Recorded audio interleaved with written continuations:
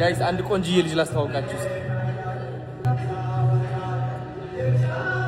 ጃኒ ቀን ነው ዛሬ ኦልሞስት ልደቷ በሉት። ገብርኤል በጣም ነው የምትወደው። እግዚአብሔር እንደ ጃኒ የሚወደው ሰው አይቻላቅም። በቃ ጃኒ በጣም ነው የምታፈቅረው። ቅዱስ ገብርኤል ሆይ ከጭንቅና ከመከራ ለማውጣት የተላእክ መልአክ ነህና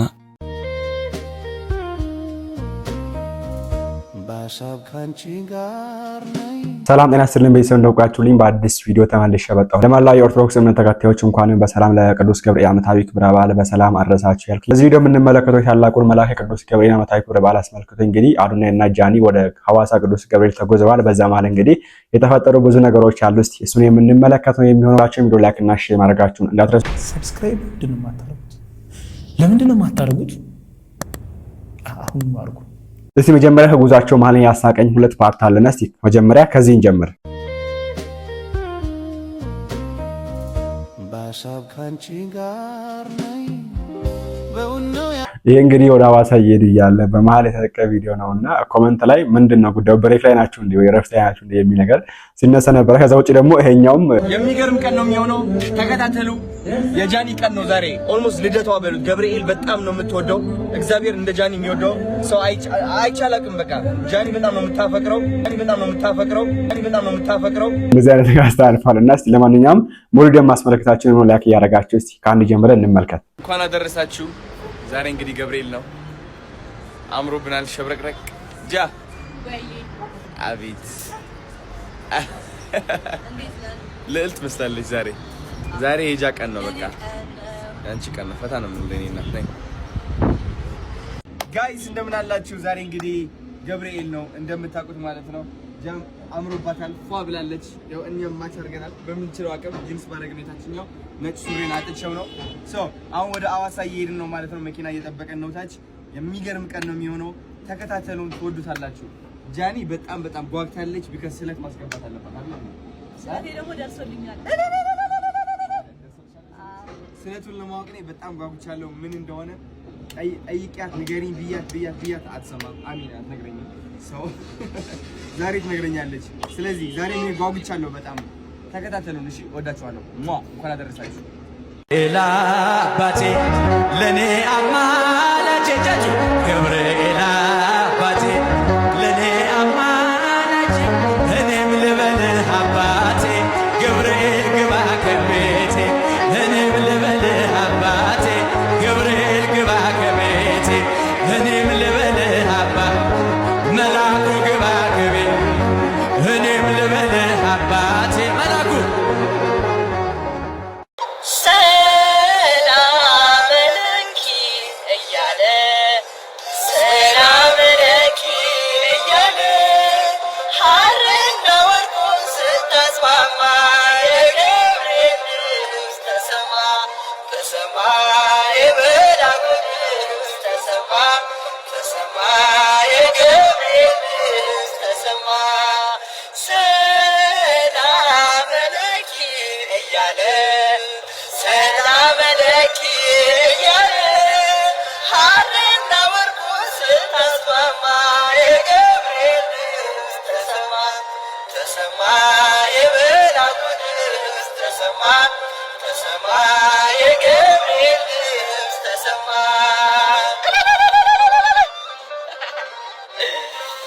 እንኳን አደረሳችሁ።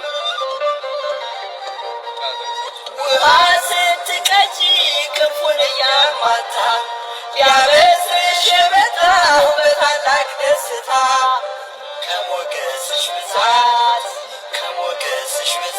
ሲታጠቅ ሲፈታ አቅርቦልሽ ነበር የክብር ሰላምታ።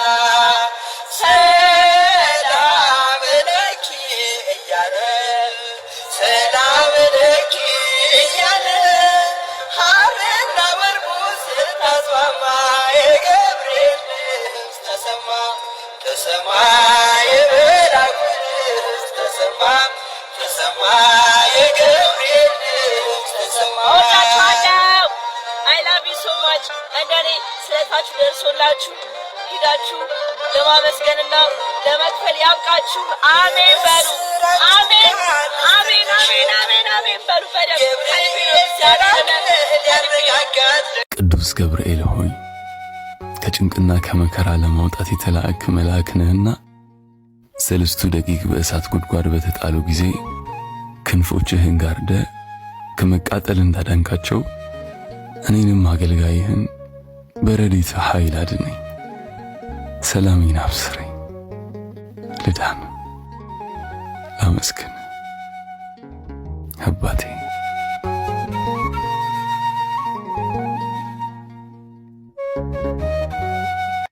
ጋይስ አንድ ቆንጆዬ ልጅ ላስተዋውቃችሁ።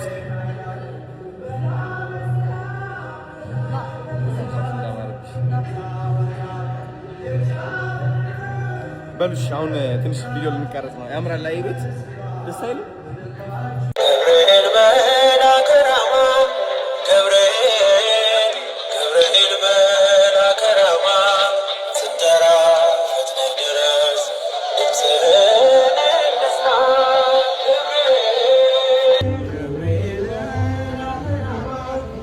ገብርኤል ደስ የሚል ቀን ነው ዛሬ። የጃ ቀን ነው ዛሬ።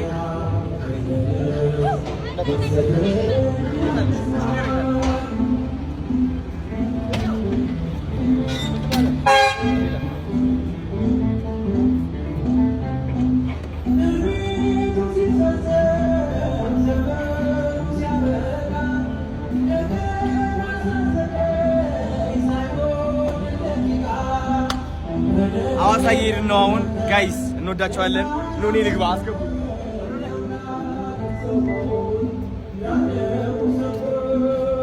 የሚገርም ቀን ነው የሚሆነው፣ ተከታተሉ። የጃኒ ቀን ነው ዛሬ። ኦልሞስት ልደቷ በሉት። ገብርኤል በጣም ነው የምትወደው። እግዚአብሔር እንደ ጃኒ የሚወደው ሰው አይቻላቅም። በቃ ጃኒ በጣም ነው የምታፈቅረው። ስለዚህ የሚገርም ቪዲዮዎች እንለቃለን። ስለተውም ትነግረኛለች። ማአት ብዙ ሳምንታት ነው ያስጠበቀችን። ባይዘው ወዳችኋለሁ። እዚያ ጉብኝት እንግዲህ በሐዋሳ እያደረጉ ይገኛሉ። በጣም ነው ደስ የሚለው። እስቲ እናንተ ምን ተሰማችሁ? ሐሳባችሁን ኮሜንት ላይ አስቀምጡልኝ። በድጋሚ እንኳን አደረሳችሁ ብያለሁ። እስቲ ዓመታዊ ቅዱስ ገብርኤል በዓል የሚከበርበት ምክንያት ምንድነው የሚሉ ነገርም አይተን እንመለስ። ቅዱስ ገብርኤል የሚነደውን እሳት እያቀዘቀዘ በጥላቻ የነደደውን እሳት፣ በቂም የነደደውን እሳት፣ በክፋት የነደደውን እሳት ትውልድ እንዳይፋቀር፣ ትውልድ እንዳይስማማ፣ ሰዎች እርስ በርሳቸው በሰላም በፍቅር እንዳይኖሩ በምድራችን ላይ የነደደውን እሳት የሚያቀዘቅዘው ቅዱስ ገብርኤል ነው። ቅዱስ ገብርኤል መጣ፣ ከእሳት አዳናቸው። ቅዱስ ገብርኤል መጣ፣ ከመከራ አዳናቸው። ቅዱስ ገብርኤል መጣ፣ እሳቱን ወደ ውሃ ቀየረላቸው። ቅዱስ ገብርኤል መጣ፣ እነዚህን ሶስቱን ከእሳት ታደጋቸው።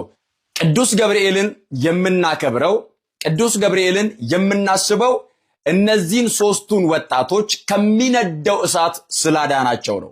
ከእግዚአብሔር ዘንድ ተልኮ ይመጣል።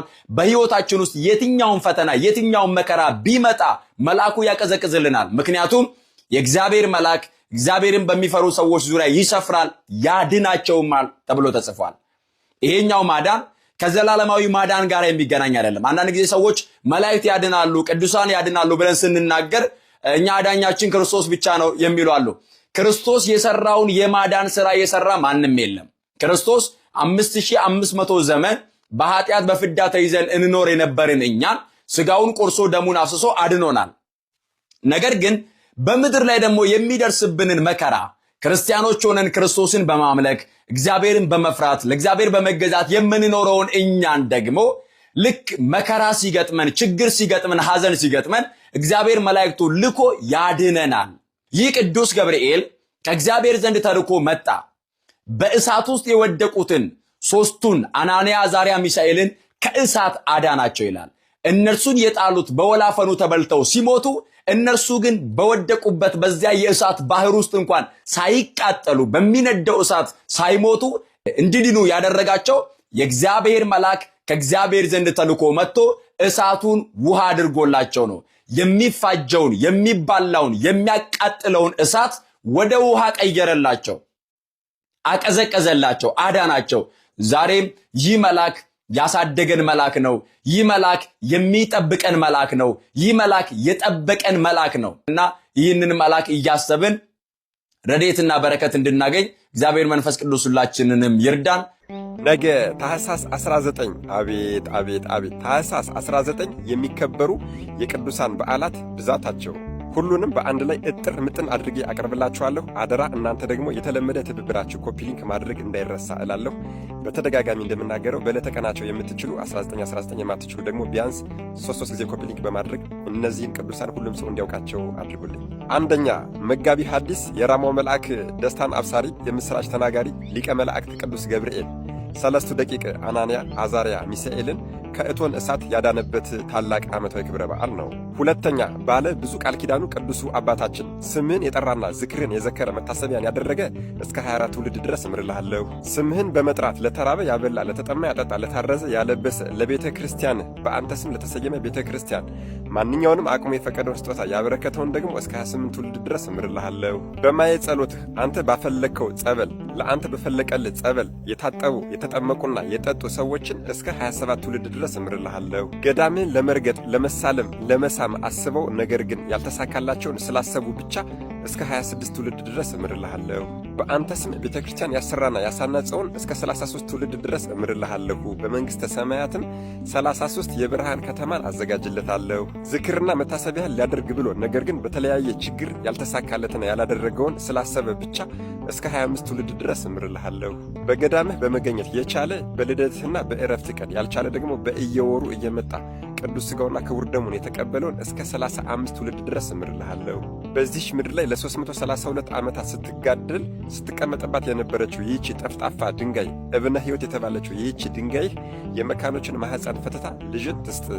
የመካኖችን ማኅፀን ፈትታ ልጅን መስጠት ብቻ ሳይሆን መንቀሳቀስ መራመድ የማይችሉ አካለ ስንኩልም የሆኑ ማየት የማይችሉ መስማት የማይችሉ መናገር የማይችሉ ሰዎችን በሙሉ ትፈውስልህ።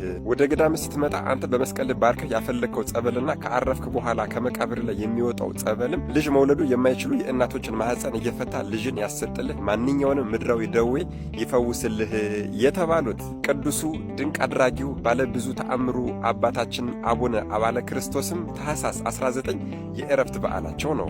ሦስተኛ የሊቀ መላእክት የቅዱስ ገብርኤል ወዳጅ የነበሩ በጣም ይገርማል። የሊቀ መላእክት የቅዱስ ገብርኤልን በዓል ያከብሩ የነበረ ዝክሩን ይዘክሩ የነበረ መታሰቢያውን ያደርጉ የነበረ ቅዱስ አባት ሲሆኑ ታዲያ በመስከረም 19 ቀን መልአከ ሞት ተልኮ መጣና ጊዜ ዕረፍትህ ደርሷልና ልወስድህ ነው ተልኬ የመጣሁት ቢላቸው የሊቀ መልአኩ የቅዱስ ገብርኤልን ክብረ በዓል ታኅሳስ 19 ሳላከብር አትወስደኝም በማለት መልአከ ሞትን ታኅሳስ ገብርኤል እስከሚደርስ ድረስ ከመስከረም 19 እስከ ታኅሳስ 19 ድረስ ለሶስት ወራት ከቤታቸው እንዳይገባ በራቸው ላይ ገዝተው ያቆሙ ድንቅ አባት። ታኅሳስ 19 የሊቀ መልአኩ የቅዱስ ገብርኤልን በዓል ካከበሩ በኋላም በዚህችው ቀን ዕረፍታቸው የሆነላቸው ቅዱሱ አባታችን አቡነ ስነ ኢየሱስ በዚህ በታኅሳስ 19 ቀን የዕረፍት በዓላቸው ነው። ታዲያ እኒህ ቅዱስ አባት አንድ ትልቅ ቃል ኪዳን አላቸው። እርሱም አንድ ሰው ትልቅ ኃጢአት ሰርቶ ነገር ግን ለንስሐ አባቱ ለካህን መናዘዝና መናገር ቢፈራ ኃጢአቱን ለካህን ለመናገር ቢያፍር ስምህን ከስሜ ጋር አዋህዶ 3 ጊዜ ቢማጸነኝ ማለትም የአቡነ ስነ ኢየሱስ አምላክ ጌታዬና አምላኬ ኢየሱስ ክርስቶስ ሆይ ስለ ወዳጅ ስለ አቡነ ስነ ኢየሱስ ይዤሃለሁ እባክህን ኃጢአቴን ይቅር በለኝ ቢለኝ ኃጢአቱን እደመስስለታለሁ የሚል ትልቅ ቃል ኪዳን አላቸው። ስምህን የጠራ ዝክርን የዘከረ መታሰቢያን ያደረገ በበዓልህ ቀን በቤተ ክርስቲያን ተገኝቶ በዓልህን ያከበረ ለቤተ ክርስቲያን ማንኛውንም አቅሙ የሚፈቅደውን መባዕና ስጦታ ያበረከተውን ሁሉ አንተ በምትኖርበት የብርሃን ከተማ አንተ በምትኖርበት አዳራሽ አብሬ አኖረዋለሁ። ገዳምህን የተሳለመውን ኢየሩሳሌም ጎለጎታ መቃብሬን እንደተሳለመ እቆጥርለታለሁ። በገዳምህ በመገኘት እንጨት የለቀመውን ውኃ የቀዳውን ንጹሐት ከሆኑት አርድእቶችና ደቀ መዛሙርቶችህ እደምረዋለሁ። ከዝክርህና ከመታሰቢያህ በረከት ውጭ በአንተ ገዳም በአንተ ቦታ የወደቀ የተጣለ ፍርፋሪን የቀመሰውን ሁሉ ቅዱስ ሥጋዬና ክቡር ደሜን እንደተቀበለ አደርግለታለሁ።